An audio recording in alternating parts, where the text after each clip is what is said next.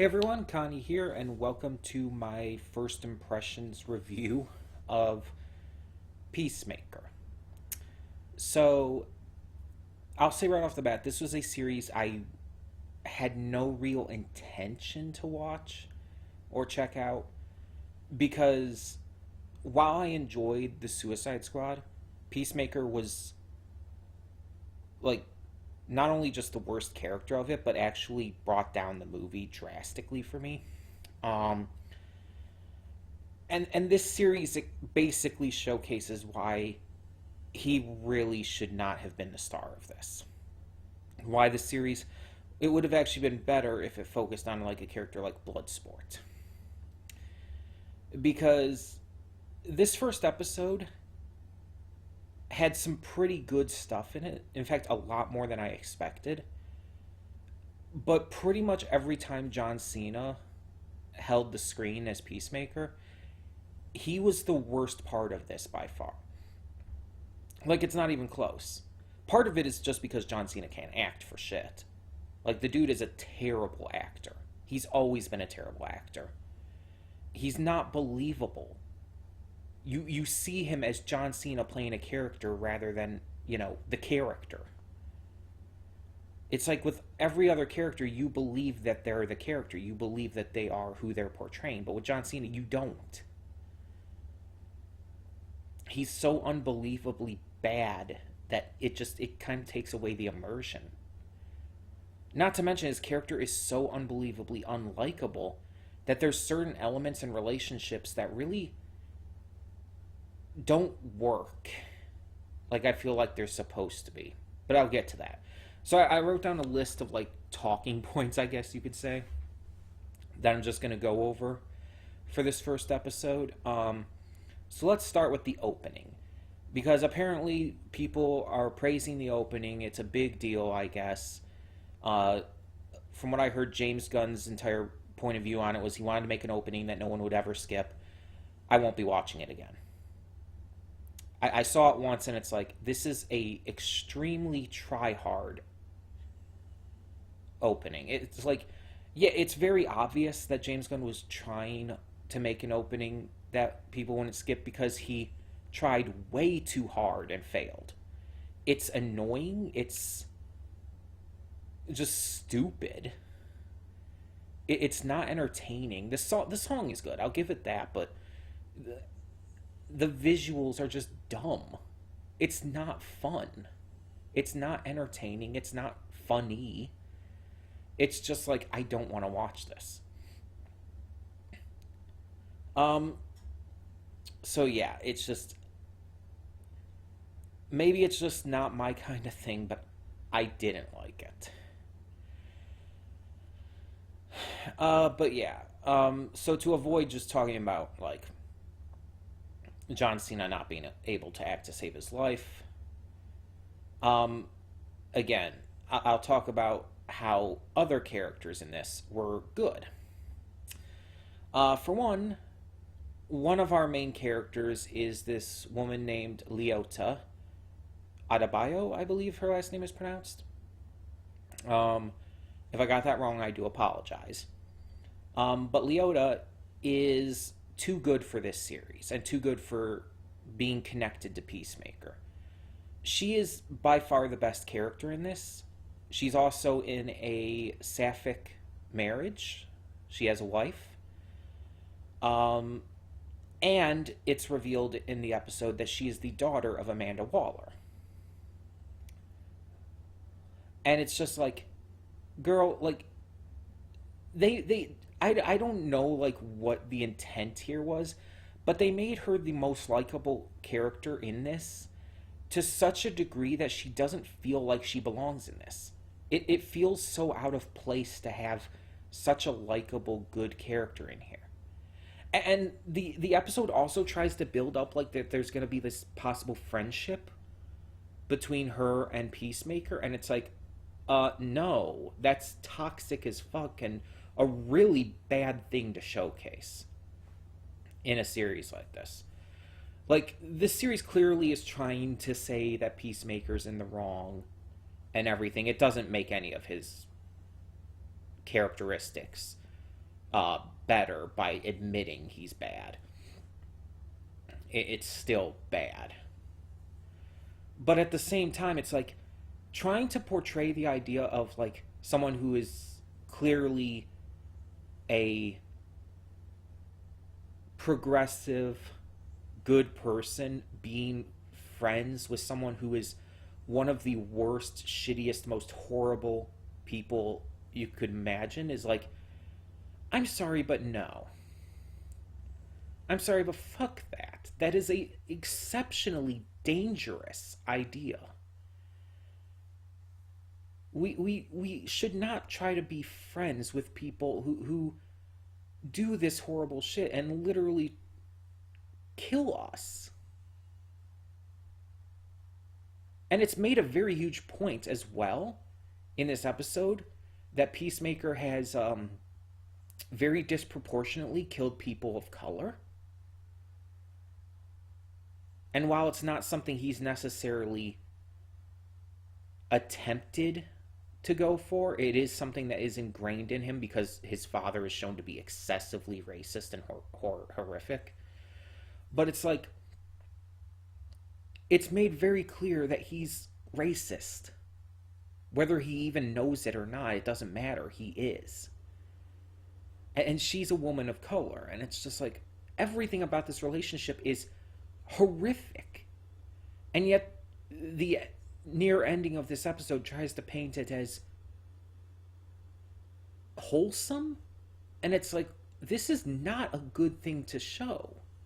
Unless the intent of where this show is going to go, unless it's going to showcase that it's bad, unless it's going to explicitly tell us that a relationship in that manner is wrong, then there's something seriously wrong with the show. Because if James Gunn and the writers and whoever thinks that portraying this kind of relationship as wholesome and everything is a good thing, it's not. But Leota in general is just, she's way too good for this show, and she just doesn't fit in. She doesn't feel naturally integrated in with everything else.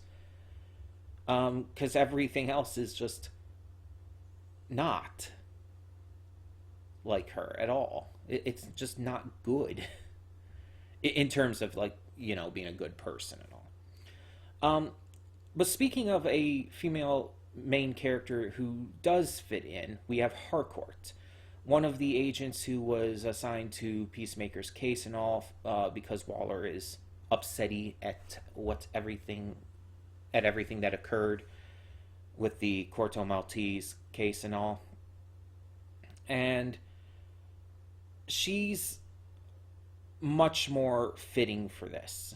She's a badass who gets really pissed at one point in this bar scene at not only this dude who's trying to hook up with her and his friend who nearly calls her the C word.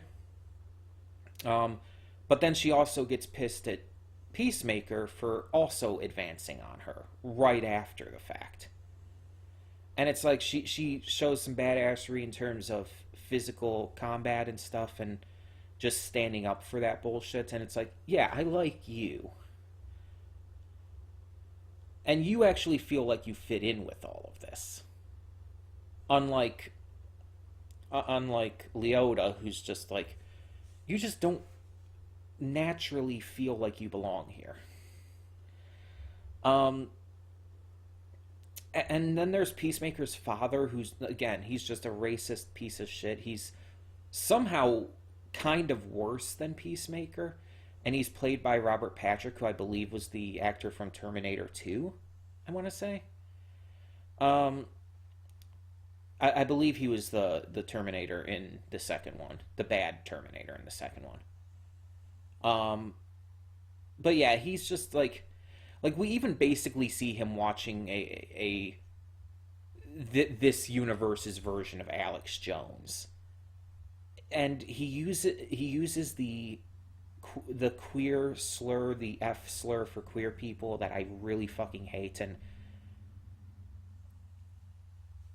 every time I heard him say it, like, it's just it made my blood boil and just really just upset me. Like, I hate that word with a passion.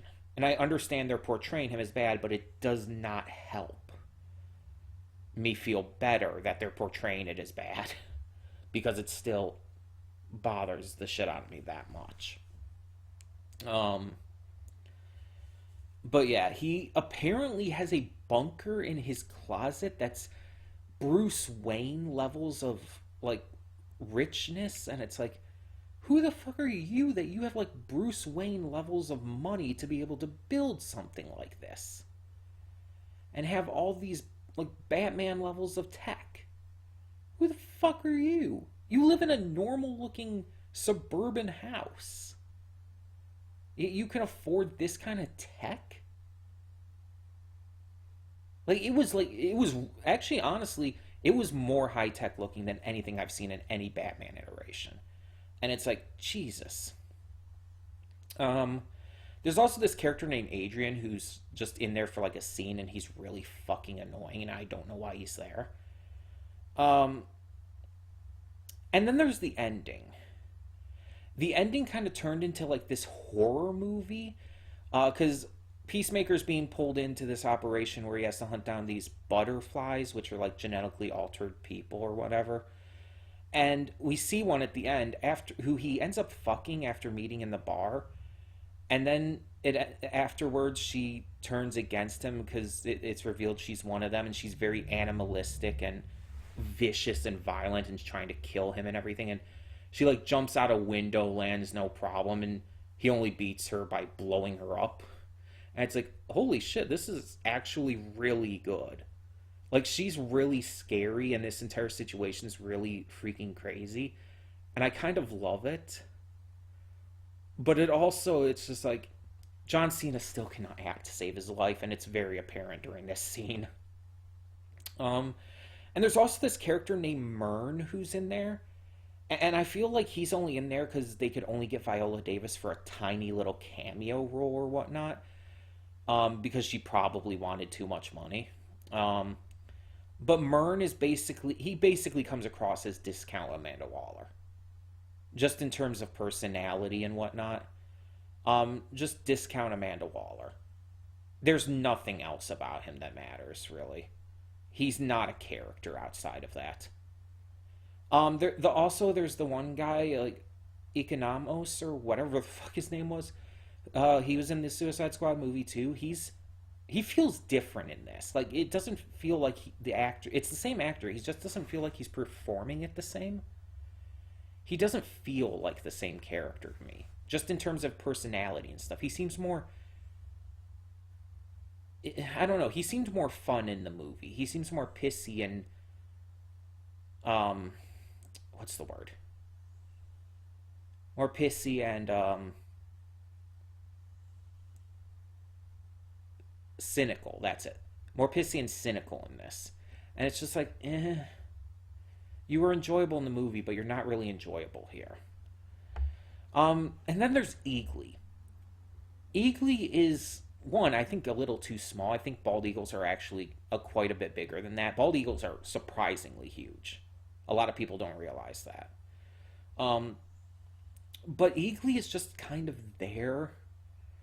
It's just like, we get it. Peacemaker is an over enthusiastic super patriot character. The bald eagle thing is like going a little far. It's a little dumb. It's just like, we already understood what you were trying to do with this character. Adding in the bald eagle is literally overkill. It is just too much. It, it, it just it just goes way too far.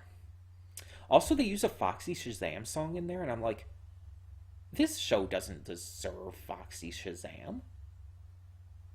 They are too good for you. But either way, it was better than I expected, but John Cena being the star, Peacemaker being the star, did hurt it for me. He was the weakest part of this by far.